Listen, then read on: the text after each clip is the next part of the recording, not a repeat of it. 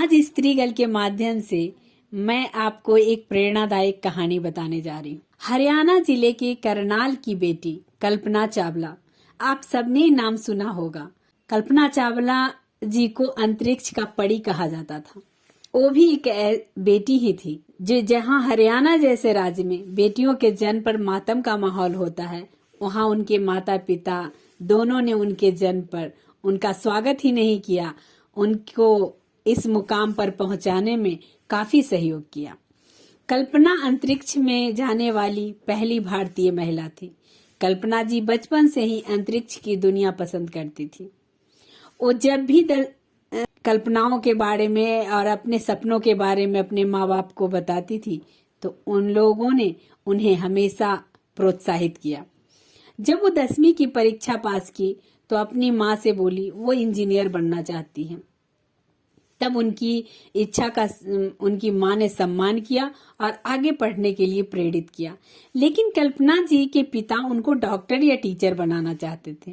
पर जब उनको पता चला कि उनकी बेटी अंतरिक्ष में उड़ना चाहती है तो उन्होंने उनके उड़ान को पढ़ दे दिया। इसके बाद उन्होंने कल्पना जी को एविएशन क्लब लेकर गए।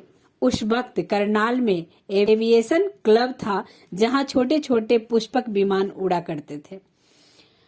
पुष्पक विमान को देखकर कल्पना जी की भी उड़ने की इच्छा होती। उनके पिता ने उनको और उनके छोटे भाई को पुष्पक विमान पर उड़ान भरने का सफर कराया और कल्पना जी की पढ़ाई उनके मन मुताबिक कराते गए और वे आगे की पढ़ाई अमेरिका जाके की। 1995 में उनका चयन अंतरिक्ष यात्री के लिए किया गया। उन्होंने फ्रांसीसी जीन पियर से शादी की और उनकी 16 जनवरी 2003 को कोलंबिया पर चढ़कर वो अपनी मिशन को आरंभ किया। यह कल्पना जी की दूसरी और आखिरी उड़ान थी। यह उड़ान 16 दिन की थी। इस उड़ान को याद करके सबकी आंखें नम हो जाती है। कल्पना चावला को भारत का गौरव कहा जाता है।